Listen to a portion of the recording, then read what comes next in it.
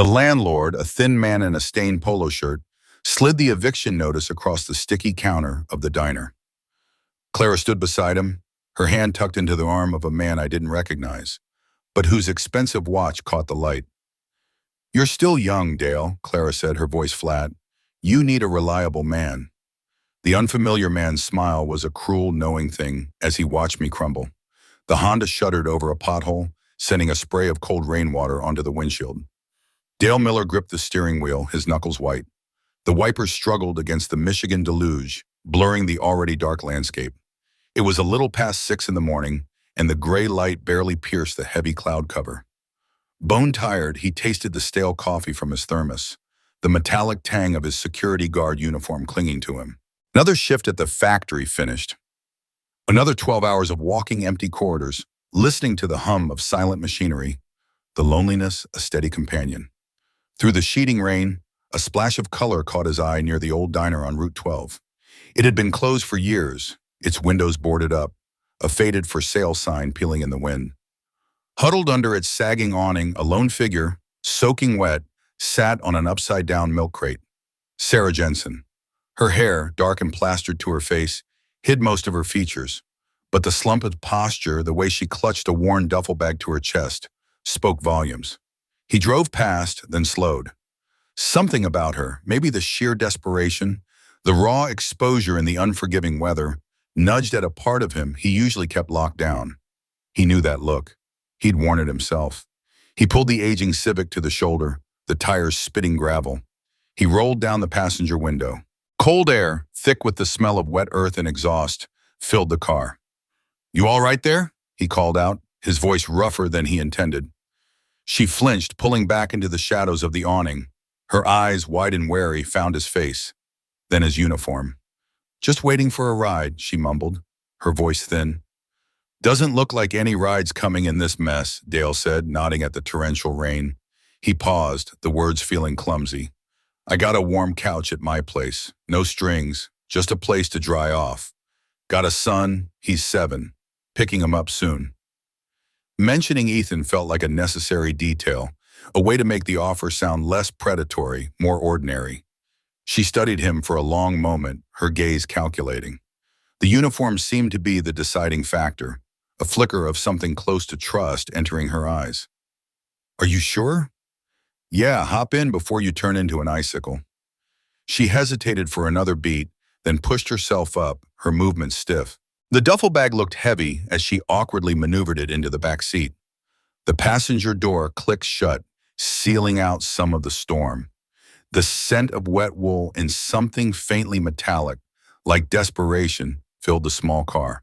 First, he had to swing by Mabel Jenkins' house. Mabel, a woman whose face held the permanent etch of judgment, ran the small daycare Ethan attended. When Dale pulled up, Ethan was already waiting on the porch, a bright yellow raincoat making him visible through the rain. As Ethan scrambled into the back, he caught sight of Sarah. Mabel, wiping her hands on her apron, peered into the passenger window. Her eyes, sharp and quick, flicked from Dale to Sarah, then back to Dale, holding his gaze for a fraction of a second too long. A knowing glance, silent but potent. Dale merely grunted, a tight nod in her direction, and pulled away.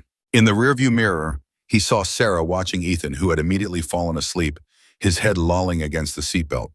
"He looks like you," she murmured, her voice softer now, almost a whisper. "Poor kid," Dale replied, a gruffness he didn't intend in his tone. He felt a small, genuine smile flicker on her lips as she turned her head away. His small rental house on Maple Street was nothing much. 2 bedrooms, a kitchen, a living room with a worn couch, the paint chipping on the windowsills. He tossed a stack of clean towels and a faded Michigan State t-shirt onto the couch. "Bathroom's through there. Couch is yours tonight." She stood in the living room, still holding her duffel bag, looking around the modest space. "Why are you doing this?" she asked, her voice low. Dale shrugged, pulling off his damp security vest. "Someone did it for me, once when I needed it, a long time ago." He didn't elaborate, didn't mention Clara, or the months he spent couch surfing after she'd left, stripped him bare. That was another lifetime. The exhaustion finally hit him like a physical blow. He made sure the front door was locked, checked on Ethan, then stumbled into his own bedroom. The mattress sagged in the middle, but it felt like a cloud. Sleep, a heavy black curtain, pulled him under almost instantly. The next morning, Dale woke to the unfamiliar scent of brewing coffee and the sizzle of something on the stove. Scrambled eggs. For a moment, disoriented, he thought of Clara, her Sunday mornings, the rare times she'd made breakfast. Then the memory faded, leaving only a dull ache. He swung his legs out of bed. He found Sarah in the kitchen, apron tied around her waist, flipping eggs. Ethan, already dressed for school, sat at the small kitchen table, eagerly explaining something about creepers and mining to Sarah, who listened with genuine interest. Dale poured himself the mug of black coffee. "Morning," he mumbled, a flicker of surprise moving through him at Ethan's easy comfort. "Did you sleep okay?" Sarah nodded, a subtle vulnerability in her eyes. "Better than I have in weeks." "You can stay another night if you need to," Dale found himself saying, the words coming out before he fully processed them. "Just until you figure things out." Relief washed over her face, softening the harsh lines of fatigue. "I can help with Ethan and cleaning. I'm not freeloading." "All right," Dale said, a small smile touching his lips. He extended his hand across the table. Her hand was surprisingly firm in his. A simple agreement, made with a handshake, unknowingly setting a deeper path for them both. One night turned into 3, then a full week. Sarah had slipped into the rhythms of the house with a quiet grace that surprised Dale. She woke before him most mornings, the smell of coffee often the first thing he registered. After Ethan came home from school, the kitchen table transformed from a place for quick meals to a homework station. Sarah would sit patiently, guiding Ethan through math problems, her voice calm, a low murmur of encouragement. Dale, peeling potatoes for dinner, found himself listening, a small, unfamiliar contentment settling in his chest. Dinner shifted too. No more frozen pizza or microwave burritos 3 nights a week. Sarah cooked simple things: ground beef and pasta with canned tomatoes, chicken breast baked with a few herbs, rice with frozen vegetables. The kitchen smelled of actual food. It was a stark contrast to the quiet hum of the microwave, the plastic taste of convenience meals. Ethan ate better, finished his plate, sometimes even asked for seconds. After Ethan was in bed, the house would settle into a different kind of quiet. Dale and Sarah often sat in the living room, a mug of tea or another coffee in their hands. They talked about nothing much: the weather, Ethan's school, the price of groceries. Dale found an unexpected comfort in having another adult presence. It filled a void he hadn't realized was so deep until it began to recede. It wasn't the boisterous laughter or easy intimacy he had shared with Clara, but a steady, quiet companionship, a shared space. It was enough. He started noticing small things about Sarah. Her jeans, though faded, had the telltale labels of brands like Levi's or Gap, better quality than what he usually bought for himself. Sometimes a sudden noise, the rumble of a passing truck, a dropped spoon would make her flinch, a quick, almost imperceptible jerk of her shoulders. She spent a lot of time on her phone, staring at the screen with an intensity that bordered on dread. Her thumb would hover over the call button, never pressing it. Whatever she was running from, it was significant. It hung in the air, a silent weight between them, unspoken. Dale didn't ask, and she didn't offer. He respected the silence. He had his own ghosts. Ethan's upcoming career day at school was a quiet reminder of Dale's own struggles. "Dad, can you come in and talk about being a security guard?" Ethan had asked, his eyes wide with hope. Dale had managed a smile, a vague promise. The thought of explaining his job, the long, lonely nights, the meager pay, to a room full of 7-year-olds felt like putting his own failures on display. He wanted to provide more, to be more than just a man guarding an empty building. Yet Sarah's presence brought a semblance of normalcy, a quiet joy back into their small house. The silence was less heavy. The air felt lighter. Dale found himself looking forward to coming home, to the soft glow from the kitchen, the low murmur of Sarah's voice talking to Ethan. A fragile, unspoken emotional attachment was growing between them, a warmth Dale hadn't felt since Clara's passing. It wasn't love, not yet, but a steady, dependable current of care. Sometimes he'd catch Sarah watching him, or more often, Ethan. There was a wistful, almost sad look in her eyes then, a deep melancholy that suggested she was grieving a life she never had, or perhaps one she had lost. It was a fleeting expression, quickly masked when she noticed him looking. Despite Sarah's practical help, the financial worries remained. Dale checked his bank balance nightly, the numbers a constant, dull ache behind his eyes. Another gas bill, the upcoming car payment, school supplies for Ethan.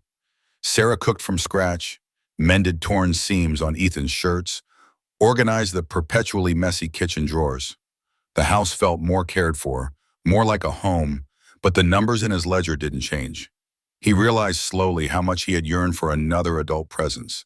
The weight of being solely responsible for Ethan, for the house, for everything, was immense. Sarah didn't take that weight away entirely, but she shared the space, the daily takas, the quiet moments. It was a quiet strength he hadn't known he needed until it was there.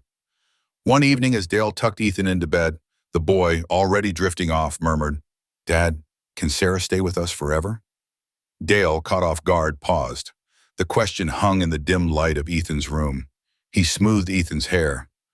"Let's get you better first, buddy," he said gently, referring to a lingering cough Ethan had. "Then we'll see." The words felt inadequate, a deflection, but they were all he had. The question, however, lingered, a small, innocent echo in the quiet house. It was 10 days after Sarah moved in. Dale had just come home from his afternoon shift, the dull ache of 12 hours on his feet settling into his joints. He pushed open the front door, expecting the usual quiet, maybe the faint sound of Ethan watching cartoons. Instead, he heard a low, miserable whimper from the living room. He found Ethan curled on the couch, wrapped in a blanket, his face flushed an angry red. Sarah sat beside him, a cold compress held carefully to his forehead. Her own face was tight with genuine concern, a deep line etched between her brows. "He just spiked suddenly," she said, her voice hushed. One minute he was fine, the next he was burning up. Dale knelt beside the couch, pressing the back of his hand to Ethan's forehead. The skin was hot, dry, radiating a dangerous heat. Ethan barely reacted, his eyes glazed, a tear trailing down his cheek. "Too hot," Dale muttered, the decision forming instantly. "We need to get him to the ER." Sarah was already moving, grabbing Ethan's worn dinosaur backpack, stuffing a water bottle and a small blanket inside. Her efficiency surprised him. There was no hesitation, only action. St. Mary's Hospital was a blur of fluorescent lights and hushed voices. Sarah handled the admitting paperwork, her answers concise and clear, while Dale held his listless son, trying to keep him upright. The waiting room felt cold, sterile. When they were finally called back, a nurse, a woman with tired eyes and a tight bun, stopped Sarah at the examination room door.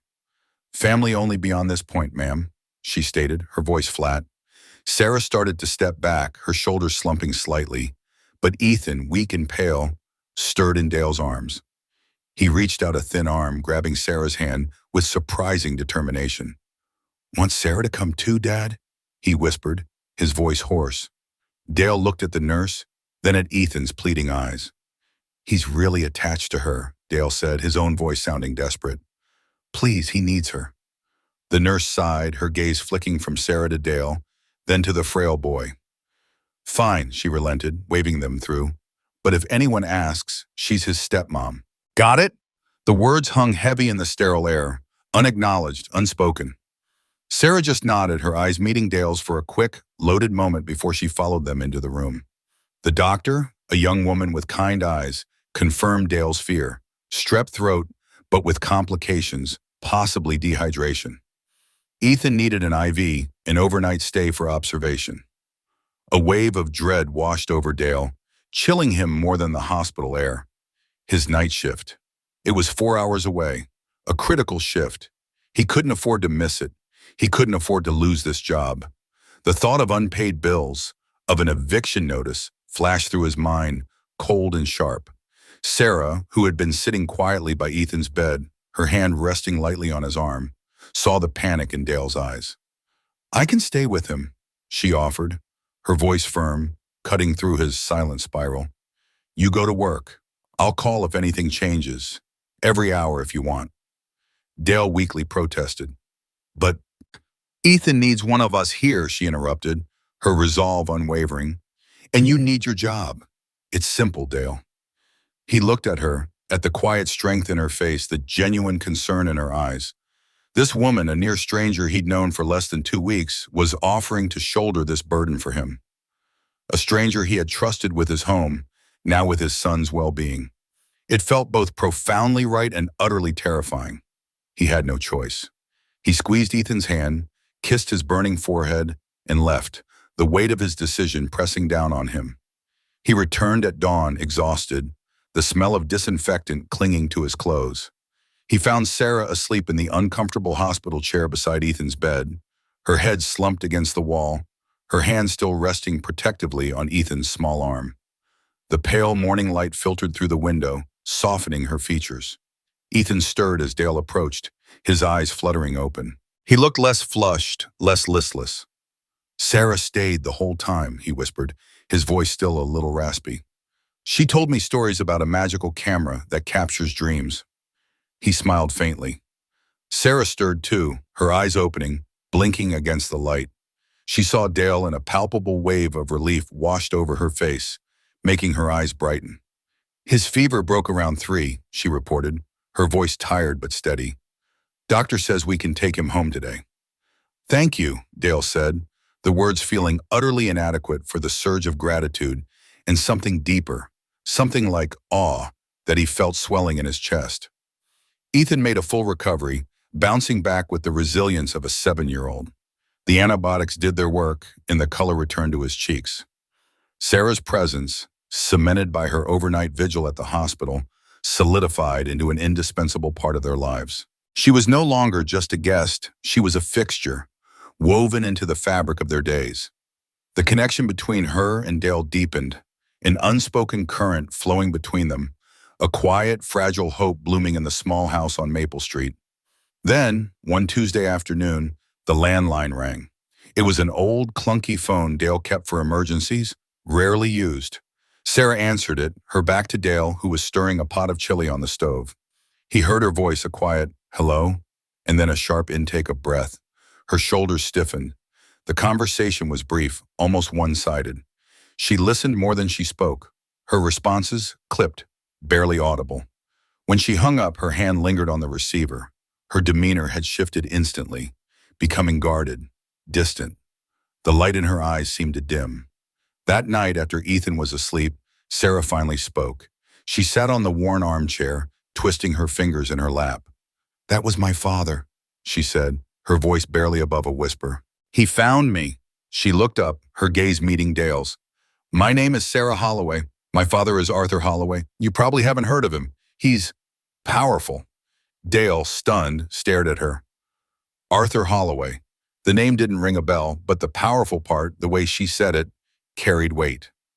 "I ran away," she continued, "from a life I couldn't bear." She spoke of immense pressure, of expectations, of a world filled with opulent parties and empty conversations. She hinted at an arranged marriage, alliances to be forged through her, but carefully omitted any mention of a specific fiancé or if she was already married. The details were vague, shrouded in a mist of pain and unspoken grief. He felt a mix of disbelief and a fierce, unfamiliar surge of protectiveness, a safe harbor. That was what he could offer. "You're safe here, Sarah," he said, his voice firm, unwavering. "No one's going to make you do anything you don't want to. Not while you're with me and Ethan." He wanted to shield her from that gilded cage, from the suffocating world she had fled.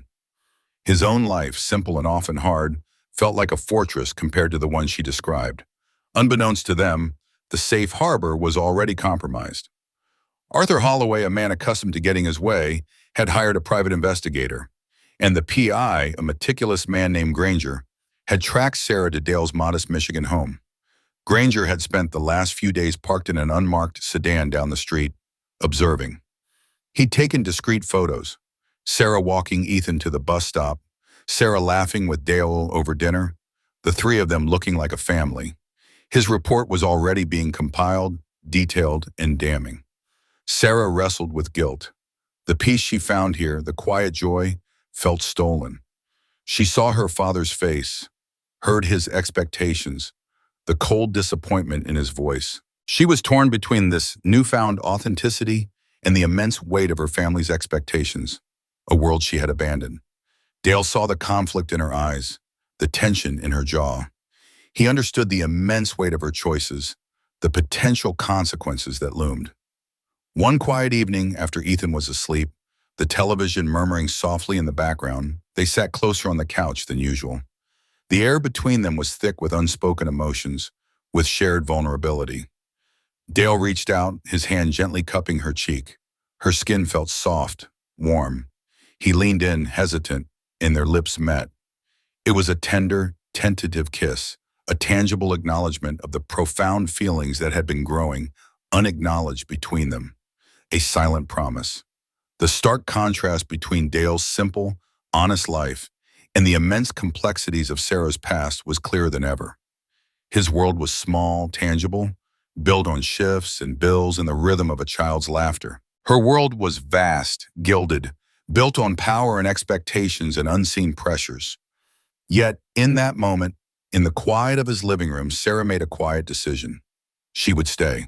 She would forge a new, authentic life here with Dale and Ethan. She believed it was possible.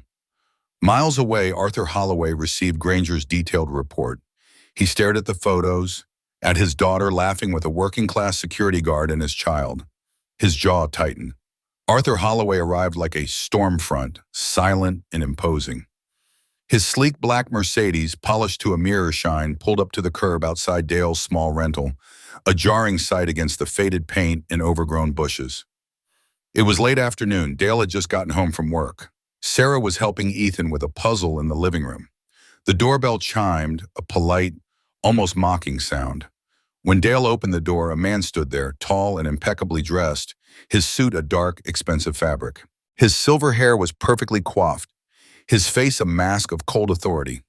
His eyes, the same shade as Sarah's, were devoid of warmth.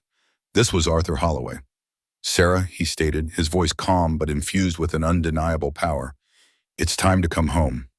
Sarah, who had appeared behind Dale, gasped, her hand flying to her mouth, her face drained of color. "Father," she whispered, her defiance already wavering under his gaze. "You've played your little game long enough," Arthur continued, stepping past Dale as if he were invisible.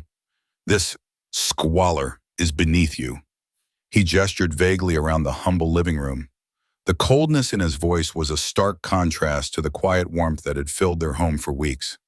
Sarah, though visibly terrified, straightened her shoulders.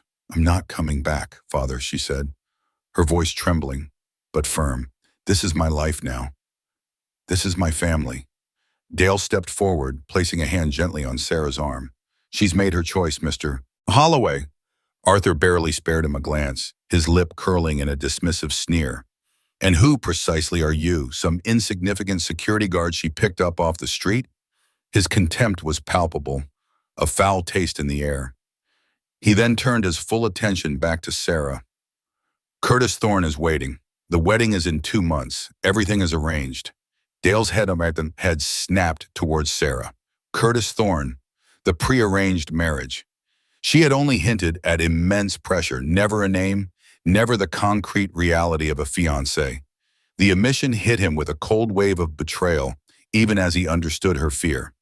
Arthur's gaze slid back to Dale, his expression hardening. He reached into his inner jacket pocket, pulling out a thick envelope. He held it out. "Name your price, son. Walk away. This isn't your world, and she certainly isn't your type." The envelope felt heavy with money, a testament to his power, his willingness to buy his way out of any inconvenience. "Consider it a severance package for your brief, misguided adventure." Dale felt his face flush with anger. His integrity, already strained by years of financial struggle, flared. "She's not for sale," he said, his voice low, shaking with a fury he rarely allowed himself. "Neither am I." He did not touch the envelope. Just then Ethan, drawn by the raised voices, appeared in the doorway of his bedroom, rubbing his eyes. He looked confused, scared, his small face scrunched in distress. The sight of him, innocent and vulnerable, witnessing this brutal exchange, twisted a knot in Dale's gut. Sarah was caught in an impossible bind. Her eyes darted between her father's stony face and Ethan's frightened one. The love and belonging she had found, so fragile and new, clashed violently with the formidable pressure and the devastating chaos her father brought. Arthur Holloway saw the boy. His eyes narrowed, a new chilling resolve hardening his features. "If you refuse, Sarah," he warned, his voice dropping to a dangerous hush, "I'll use every ounce of my influence. This man will lose his job, his home. His child will suffer the consequences of your selfish choices." The threat hung in the air, cold and calculated, directed at Dale through Sarah. The confrontation left Dale shaken to his core, but also galvanized. He now fully grasped the immense sacrifice Sarah had made by choosing his simple life, and the true dangerous power she was up against. This wasn't just about love, it was about survival. Sarah turned to him, tears streaming down her face. "I'm so sorry, Dale," she choked out, her voice breaking. "I'm so sorry I brought this into your lives." He pulled her into his arms, holding her tight. "It's not your fault," he murmured against her hair. The odds were now overwhelmingly stacked against them, but in that embrace they reaffirmed their love and their unwavering commitment to each other. Arthur Holloway departed as abruptly as he had arrived. The Mercedes idled for a moment, then peeled away from the curb, leaving only the smell of expensive exhaust. But his chilling threats lingered in the air, a dark cloud settling over their fragile future. Stick around to the end to see how life's costly choices unfold. Arthur Holloway was a man of his word. The relentless campaign against Dale began subtly, then escalated. First, Dale's night shifts were cut without explanation, reducing his already meager income. Then came the anonymous calls to his employer, whispers of unprofessional conduct, insubordination. Dale fought back, denying the vague accusations, but the damage was done. The security company, unwilling to cross a man of Arthur Holloway's rumored influence, began eyeing him with suspicion. Legal bills for custody reviews, prompted by concerned citizens questioning Ethan's living situation, piled up on the kitchen table, sums he couldn't possibly afford. He was battling an unseen enemy, a powerful, insidious force. Then Curtis Thorne arrived. He appeared in town not with the swagger of a victor, but with the measured concern of a patient partner. He looked impeccable, his suits tailored, his smile practiced. He presented himself to the few people Dale knew as the rightful fiancé, a man who understood Sarah's eccentricities and was willing to forgive her brief lapse in judgment. He was manipulative, insidious. He subtly poisoned Dale's reputation, spreading rumors that Dale was unstable, opportunistic, not fit to care for a child. Suddenly, the part-time jobs Dale sought, lawn care, odd handyman tasks, dried up. Doors that had once been open now remained firmly shut. Curtis systematically worked to win Sarah back. He visited her daily, not in Dale's home, but at a discreet hotel where he'd set her up, away from the supposed chaos. He appealed to her sense of duty, her family loyalty, the lavish life she'd supposedly sacrificed. He painted a picture of a gilded future, a world of influence and comfort, always contrasting it with the hardship and commonness of Dale's life. He didn't yell, he persuaded, he reasoned, he charmed. Sarah, under this intense, relentless pressure from both her father and Curtis, began to feel profoundly isolated and suffocated. She saw the lines of worry deepening on Dale's face, the exhaustion in his eyes as he fought a battle he couldn't win. She heard the barely veiled threats against Ethan's well-being. She questioned her ability to protect them, to keep them safe from this onslaught. The weight of her past, of her family, was crushing her. Dale watched her distress, feeling increasingly helpless. He saw her withdraw, her laughter less frequent, her gaze often distant. The combined, sophisticated force of Arthur and Curtis was too much. He was a security guard from Michigan, not a lawyer or a wealthy industrialist. He had no weapons against them. In a moment of profound desperation, believing it was the only way to safeguard Dale and Ethan from Arthur's destructive revenge, Sarah made a heartbreaking choice. She agreed to return with Curtis, temporarily. She told herself it was temporary, a sacrifice for their safety. He found the note folded neatly on his pillow after his shift. It was tear-stained, the ink slightly blurred. "Dale, I am so sorry. I can't let my past destroy your future, or Ethan's. This is the only way to protect you both. Please try to understand. I love you." The words twisted in his gut, a fresh wound. Dale was utterly devastated. A profound sense of betrayal, of abandonment, washed over him, drowning out reason. The fragile family he'd painstakingly built, the small piece of hope he'd allowed himself to feel, was shattered. Ethan was confused, heartbreakingly so. "Where's Sarah, Dad?" he asked every morning, his eyes wide and innocent. "When is she coming back?" Dale could only offer vague answers, hollow promises, the words catching in his throat. Mabel Jenkins, their neighbor, a woman of few words, would drop off a casserole or stop by with a bag of groceries.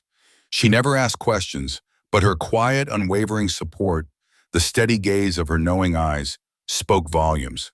She sensed the depth of his pain, the stark injustice he faced. But Dale began to spiral. Managing his precarious job, battling the unseen forces, and trying to parent Ethan alone again was too much. He was fueled by a corrosive mix of injustice, profound loss, and simmering resentment. Late at night, staring at the ceiling, he questioned everything. Did Sarah ever truly love them? Or was he merely a convenient temporary escape from her gilded cage? A refuge until the pressure became too great. The cold reality settled over him, heavy and bitter. The knot in Dale's gut tightened with each passing day Sarah was gone. But the corrosive mix of anger and betrayal slowly began to solidify into resolve. He loved Ethan fiercely, and Sarah had become part of that love. He could not let her go, nor could he let her be manipulated by her father and that snake, Curtis Thorne. He wouldn't. He started meticulously gathering evidence.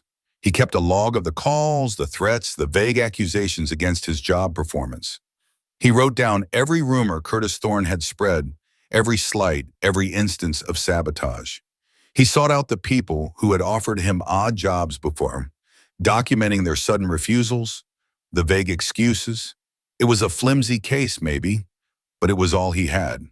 The opportunity came at the annual town charity gala, a lavish affair held at the Old Historical Society, an event usually far beyond Dale's world.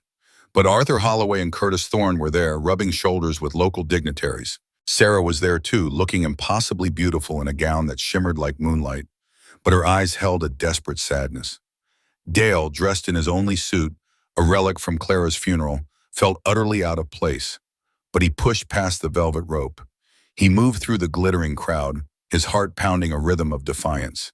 He spotted Curtis Thorne by the grand fireplace, laughing, a glass of champagne in his hand, a smirk on his face. Dale walked directly up to him. "Curtis Thorne," he said, his voice cutting through the polite murmur of conversation. "You're a liar and a manipulator." The smile slid off Curtis's face. Dale didn't wait for a response. He recounted the harassment, the false accusations, the threats against his job and Ethan. He spoke of Sarah, of her choosing a life of honesty over a gilded cage. He laid bare the true nature of the arranged marriage, the coercion, the control. A hush fell over the room. People turned, their champagne glasses frozen halfway to their lips. Sarah, who had been speaking to a woman near the doorway, saw him, her eyes wide with shock and a glimmer of understanding. The public confrontation ignited a local scandal, a blaze of whispered outrage. Arthur Holloway, who had just stepped away from a conversation with the mayor, turned, his face purple with rage. The embarrassment, the immediate repercussions for his business and social standing were palpable. Sarah, witnessing Dale's bold act, seeing Curtis Thorne's mask finally slip, understood. She saw the full, suffocating extent of her father's control, and the man she was meant to marry, stripped bare of his polite veneer. She walked over, her spine straight, her eyes fixed on Dale. She took his hand. "He's right," she said, her voice clear, ringing through the stunned silence. "This marriage is a sham. My father's actions are despicable. I choose Dale. I choose my family here." Arthur, consumed by rage and public humiliation, stormed towards them. "You are no daughter of mine," he roared, his voice echoing in the grand hall. "You're cut off from my wealth, my name, everything." He turned, a furious whisper to one of his aides, then pushed through the crowd, leaving a trail of stunned silence and shocked whispers. Dale faced his own immediate consequences. The very next morning, a tersely worded email informed him he was no longer a good fit for Midwest Storage Solutions. He was fired. unemployed. The small town buzzed with gossip. Some, like Mabel Jenkins, offered quiet support, a nod of understanding, a hand on his shoulder. Others were quick to condemn, whispering about scandal, about gold diggers and opportunists. Dale and Sarah struggled immensely. Sarah now had no access to her family's vast wealth. Her accounts were frozen, her credit cards useless. Dale was without a stable job. They relied on Mabel's casseroles, a loan from a sympathetic coworker, and Dale's dwindling savings to make ends meet. Every grocery trip, every utility bill became a new battle.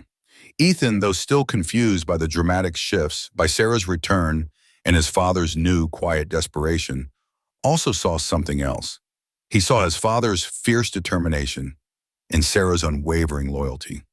The immediate victory of their love, of their defiant stand against Arthur Holloway, was quickly overshadowed by the harsh, immediate realities and immense financial burdens of their new, challenging life. They realized that choosing to stand for their genuine connection had come with a heavy, undeniable price, impacting every single facet of their existence. Months turned into a grueling year. The first few weeks after the gala were a blur of desperation.